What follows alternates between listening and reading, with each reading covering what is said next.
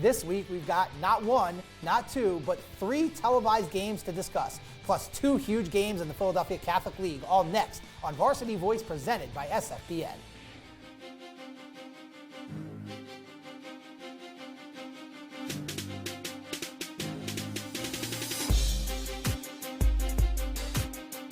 Catholic League and the team that everybody's talking about. One final thought, let's get a big, bold prediction.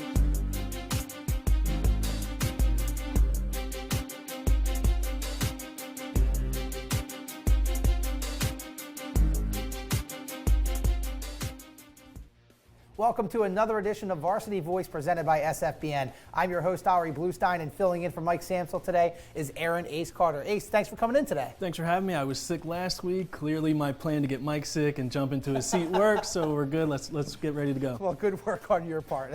Hey, there's a lot of really good city games this week, so it's definitely a good fit for you to be with me at the desk, and we got to start in the Catholic League.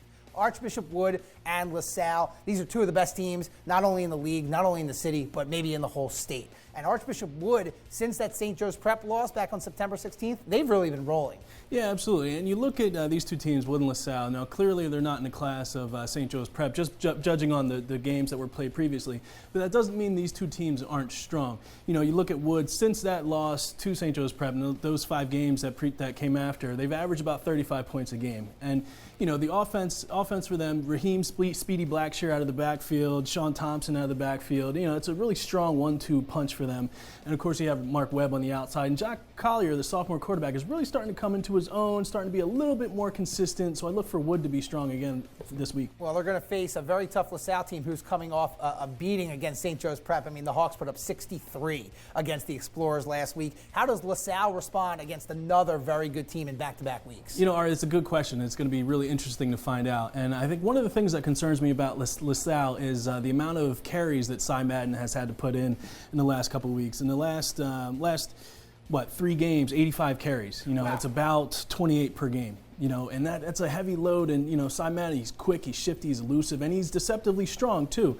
But that's a tough task to ask for anyone. So, you know, for LaSalle in this game, in this matchup against Wood, they're going to need someone else to make a play for them. You know, they just can't rely on one person because Wood also knows they're going to rely on that person. And I'm sure that Steve Devlin has something cooked up for Cy Madden. Should really be a great game. That is on Saturday at Plymouth White and Marsh in the evening at 7 o'clock. Another big Catholic League game, 2 teams that we don't really talk about a whole lot, Cardinal O'Hara and West Catholic. And I'll tell you what, the Lions of O'Hara have quietly put together an undefeated season in the Blue Division. Yeah, O'Hara, you know, their quarterback aptly named Tommy O'Hara is their leader. He's been a little bit inconsistent throughout the season, but he has shown flashes of brilliance against Bonner Prendy in particular. And then another guy for O'Hara on the outside is Justin Santilla, a wide receiver who comes from good lineage. He's the younger brother of Corey Brown, who also went to O'Hara and is now a wide receiver with the Carolina Panthers. So speed for days for O'Hara. And I look for that offense to, you know, really pick it up in this game. Now, West Catholic, they're not too bad at all. I mean, Brian Fluck always has that team ready to play. I know they did lose to Egan earlier this year, but the Burrs, still a solid football team. Absolutely, and consistency is what you get from Brian Fluck and West Catholic in terms of success on the football field. And, you know, that loss against Egan ended the Burrs' 43-game win streak in regular season play in the Catholic League. And so I know they're smarting from that. They have rebounded well. You know, a tough defensive matchup against Bonner Prendy that I saw a few weeks ago. You know, it speaks well of that defense, their ability to attack the quarterback. And one guy in particular on the outside, a cornerback, sophomore Jasir Savoy, who's been, you know, he's only about 5'6", 5'7", 160 pounds, but he's not afraid to stick his nose in there. He'll mix it up. I saw him make a great open field tackle against Malik Twyman in the Haverford School game earlier this season. Malik Twyman's a big kid, about 200 plus pounds.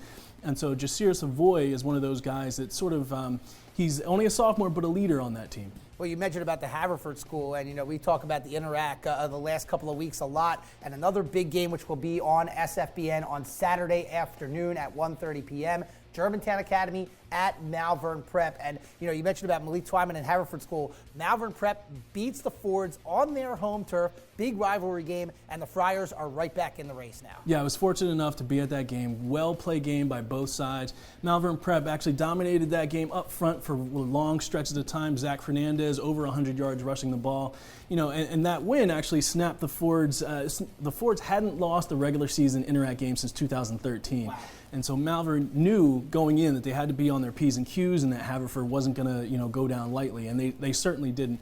But for this Malvern team, what impresses me is their defensive play up front. You know, Haverford School is a team that can put up points. Malik Twyman did rush for over 100 yards, but down in the red zone, the Friars were stout up front, and they were able to limit the opportunities for the Fords. Well, Germantown Academy has played very good defense this whole year. They're 2-0 in first place by themselves in the Interact. What do the Patriots have to do to beat the Friars on their home turf on their homecoming weekend?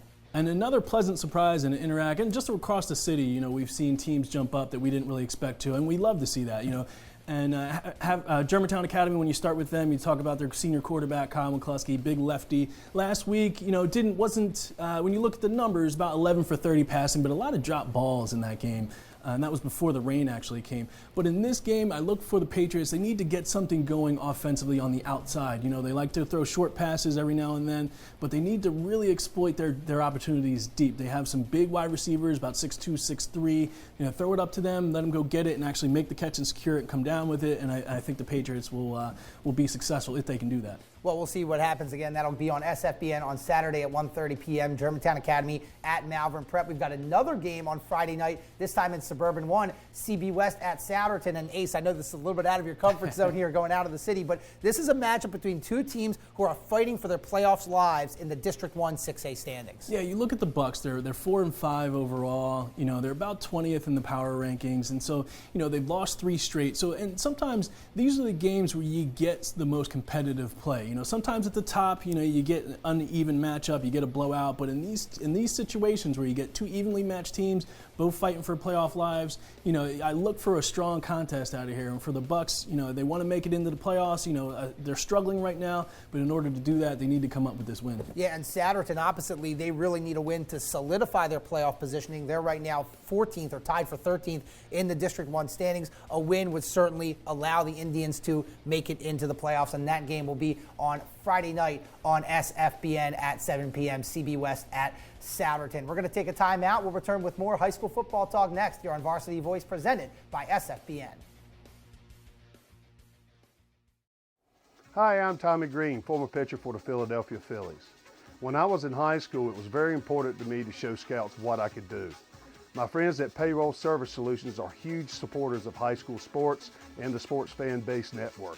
If you're a small to medium-sized business in need of a payroll company, contact Payroll Service Solutions. Not only will they take care of you, they will continue to support the community.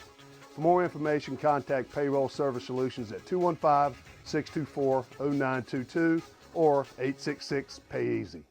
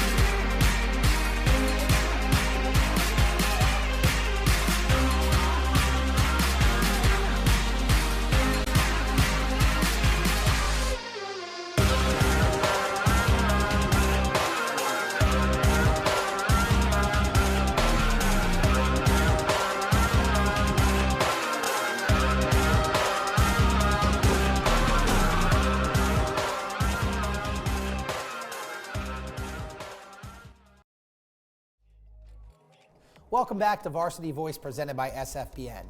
Philadelphia is home to many significant landmarks, including Boathouse Row, which houses many great programs, including Philadelphia City Rowing. Here's more about them and how they help area high school student athletes.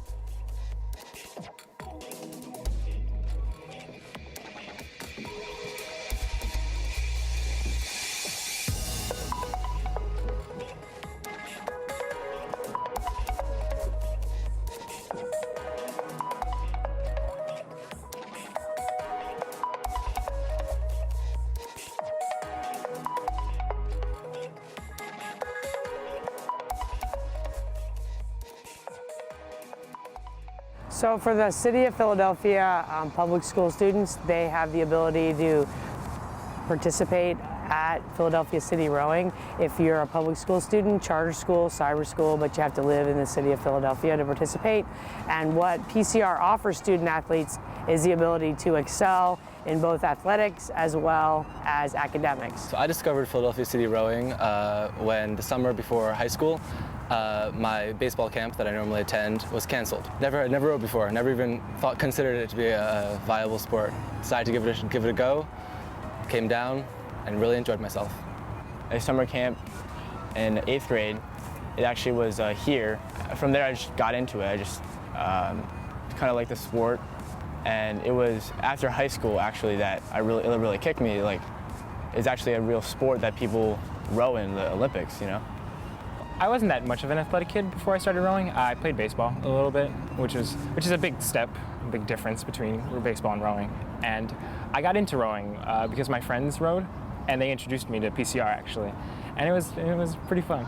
The main reason why I got started rowing was because I was talking to my friends at school about how I played all these sports, and another kid came up and he challenged me and he was like, I bet you can't do this sport. I took a break my last year of 8th grade, and then when I came to PCR, then I just jumped right in.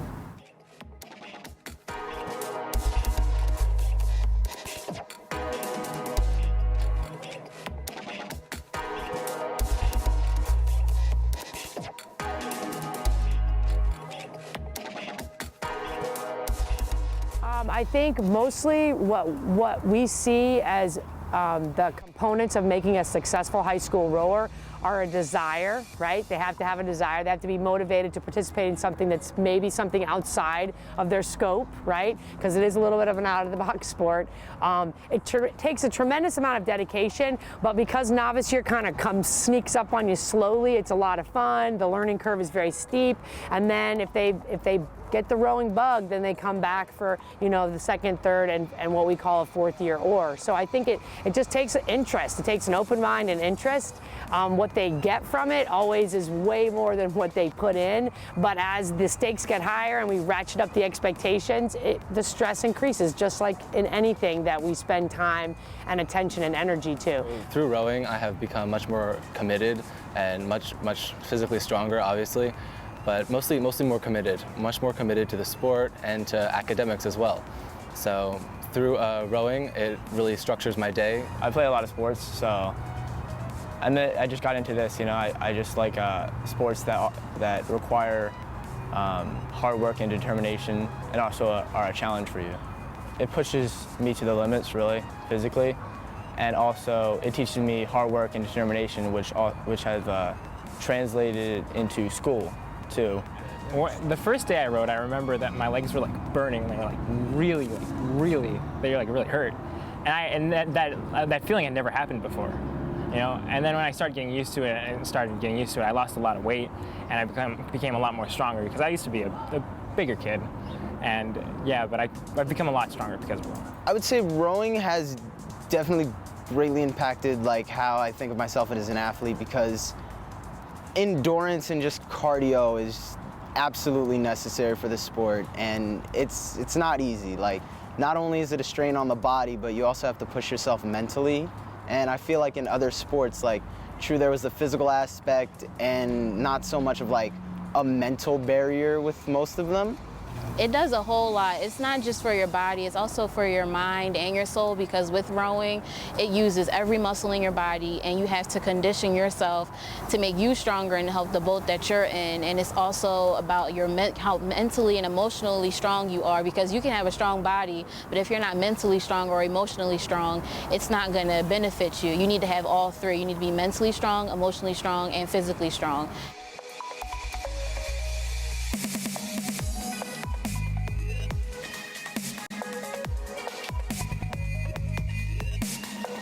There's two types of rowing. One is two oars, when you have two oars and you're pulling back, and one is you have one oar and you're doing the same form but with one oar. The sweeping is when you have one oar. Sculling is when you have two, and the stroke is going backwards and your back is facing towards where you're going. My position in the boat, this year it's been the 7th seat, which is right behind 8th seat, who is like the metronome of the boat, who keeps the time, keeps the pace. For other people, the middle 4 of the boat is the engine. They are just the raw power, just pushing all that they can. And closer to the end or the front of the boat, depending on how you look at it, bow pair is the, I guess, used more for like angling the boat, making sure that when we go into a turn that it's set up right and everything. And the coxswain's job is just to like keep us motivated, keep us focused, and get us to point A and point B safely. Rowing is one of the most intensive sports, but also one of the most team-building sports that you can find, because it requires so many people to work together to make a successful boat or have a successful day. So I have really learned through rowing the value of team building. Rowing on the water can be very, very frustrating because it's the ultimate team sport. So if the person in front of you and behind you isn't doing the right thing, then it's going to be really hard for you to do the right thing, which is kind of like society, right? If everybody around you is messing up, it's kind of easy to mess up, but it's kind of hard to do the right thing when no one's looking. So I feel like rowing really, really instills that, and it's kind of hard to instill that these days.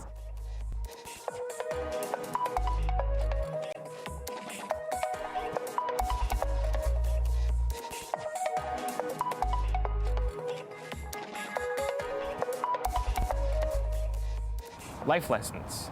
There have been many. Never to give up, because like you can't stop rowing in a boat because there's 7 other people in the boat that are pulling just as hard as you, feeling the same thing.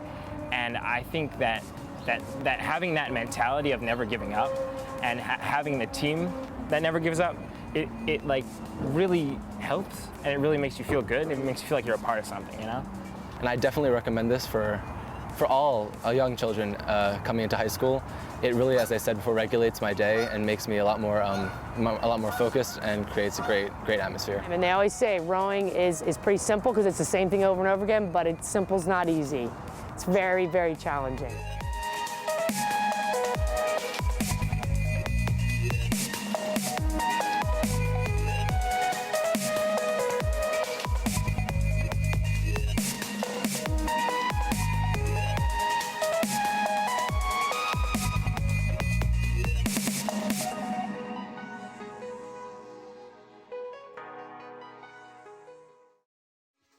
Hi, I'm Marty Bystrom, former pitcher for the Philadelphia Phillies.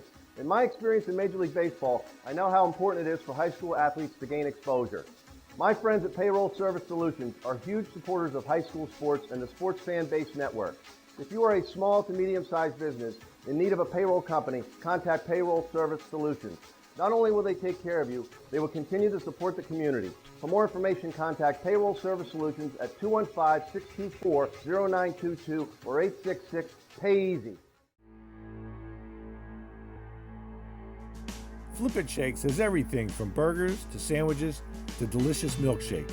The Sports Fan Base Network crew chows down on a variety of favorites, from classic egg creams to the trending mac and cheese burger.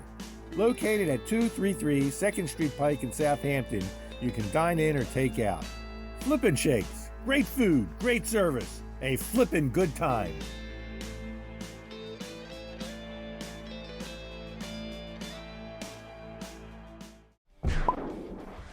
Hey, you. Who, me? Yes, you. Do you like pro sports? Yeah. Do you like college sports? Of course. Do you like high school sports? I guess. Maybe you just don't know much about them. Hey, voice in the sky. Huh? Where can I go to learn more about Philadelphia area high school athletics? Just watch Varsity Voice every Thursday on TCN and CSN.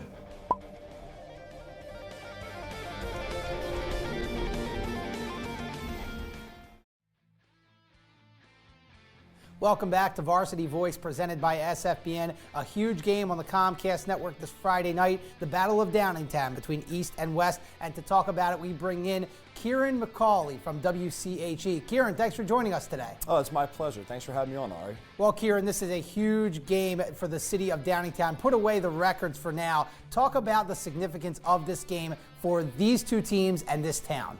Well, it's been the rivalry in the Chester County area since the two schools split in the early 2000s. Lots of rich history in Downingtown football. And really, though, it has not been a rivalry the last 6 years. Downingtown East has won 5 of the last 6 times. But as you alluded to, you can really throw the records aside. It's a really special atmosphere in Downingtown when these two teams meet. About 3 hours before game time, the street that leads to Kottmeyer Stadium, Manor Avenue, pretty much shuts down. And it turns into that Texas or Florida style kind of football game at the high school level. It's a really special thing to watch. Yeah, you take a look at these records for both of these teams. Downingtown West 4-5 on the outside looking in of the District 1 6A rankings. Downingtown East at the top. What does this game mean to these two teams in terms of the District 1 6A playoffs coming up in a couple of weeks? Well, it's huge for both teams. I mean, you want to start with Downingtown West, and the obvious thing is that if they want to win, or if they want to keep their season alive, they have to win this game. They're the 18th seed right now in the District 1 playoffs. Top 16 teams get in. They have to win if they want to keep their season alive. Look at Downingtown East, though, for a second. They need this game pretty badly, too. They're the 7th seed right now in the District 1 6A playoff rankings. And if they want a home game in the opening round of the postseason, they're going to have to find a way to pull out a win against their crosstown rival tonight. Yeah, it certainly won't be easy, but Downingtown West 4-5 as we mentioned. But is this team really a 4-5 team? Because the Whippets have been pretty good over the last couple of years. And that's the thing. People see Downingtown West record and they see a 4-5 club, and they're much better than their record indicates. They had a very, very difficult non-conference schedule. Teams like Perkiomen and Valley and Neshaminy on that schedule. And right now they've been playing pretty good football. They've won 3 out of their last 4 games. They had a huge win against Westchester East a couple weeks ago in the last play of the game. They destroyed a really good Bishop Shanahan team that's in 5A. They're starting to really hit their stride right now, and I wouldn't be surprised if they pull off the upset. Well, they're going to need to beat a very good Downingtown East team with a record of 7-2. Their only losses coming to North Penn and Coatesville, and certainly those are not bad losses by any means. Talk about Downingtown East and what they need to do to win this game on Friday night. Well, you're absolutely right. 2 losses to 2 teams that probably could win the District 1 6A title.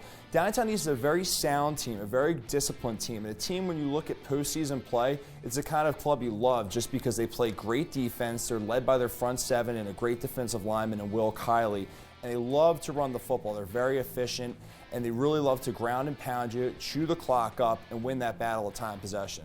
Well, I hate to put you on the spot, Kieran, but that's what we love to do here on Varsity Voice. Who wins this game, East or West? That's a good question. You look at Downingtown East, and quite frankly, I love this rivalry, but all things aside, this is a match made in heaven for Downingtown East. They love to run the football, as I just said, and Downingtown West has proved all season that they cannot stop the run. So I think the way this game's slanted, it's a very much favorable matchup for Downingtown East. Well, Ace and I will make our predictions a little bit later, but Kieran, thank you so much for joining us. Kieran McCauley from WCHE. Thanks for having me on, Ari. Check out what's coming up here on the Sports Fan Base Network.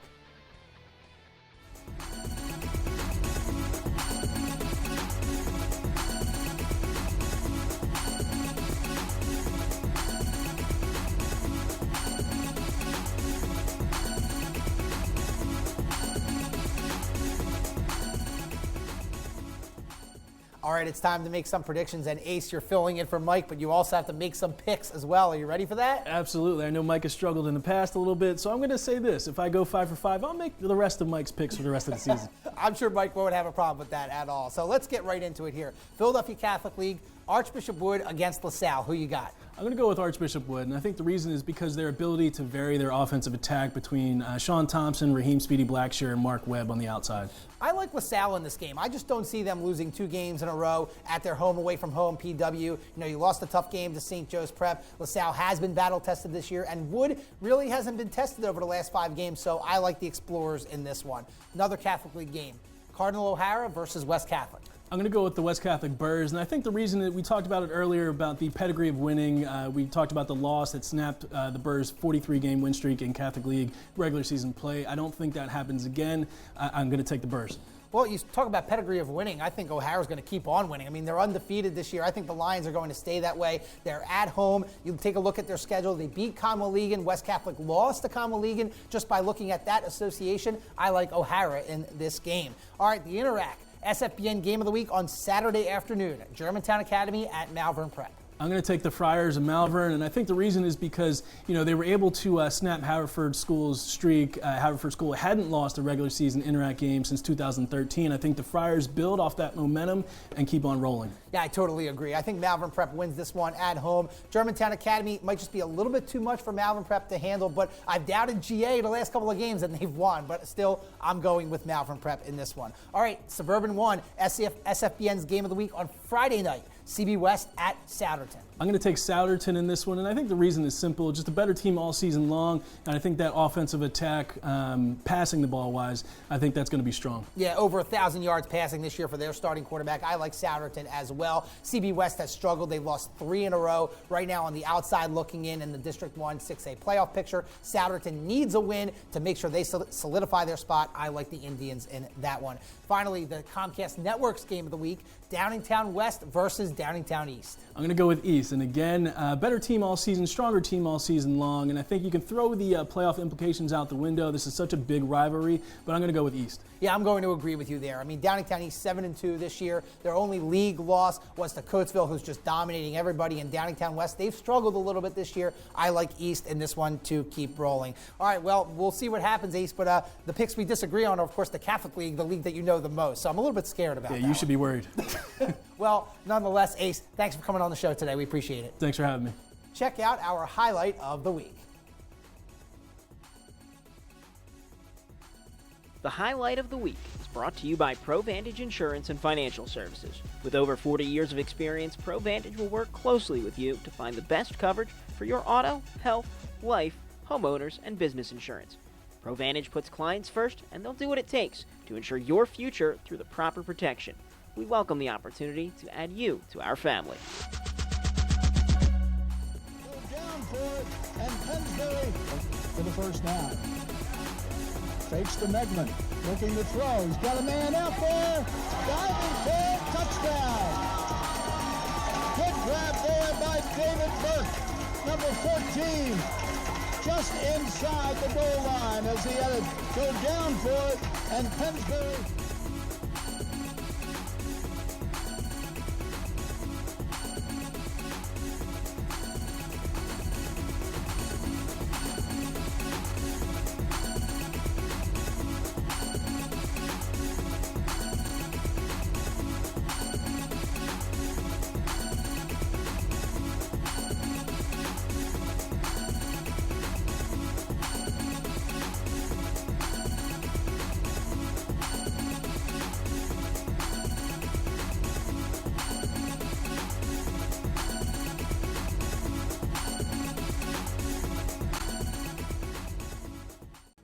Select video equipment for Varsity Voice has been provided by DMP Video.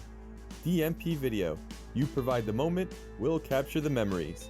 For more information about our videography services, please go to our website at www.dmpvid.com.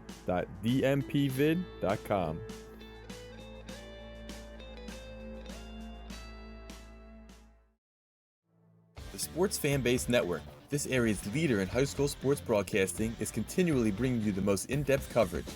Join us for Varsity Voice every Thursday on TCN and CSN, where we'll have interviews with players, coaches, writers, and more, plus analysis, highlights, and a variety of features on major topics in the Delaware Valley high school sports community. Tune in every Thursday at 6 p.m. on TCN and 11:30 on CSN for the best and only high school sports show around, Varsity Voice, presented by SFBN.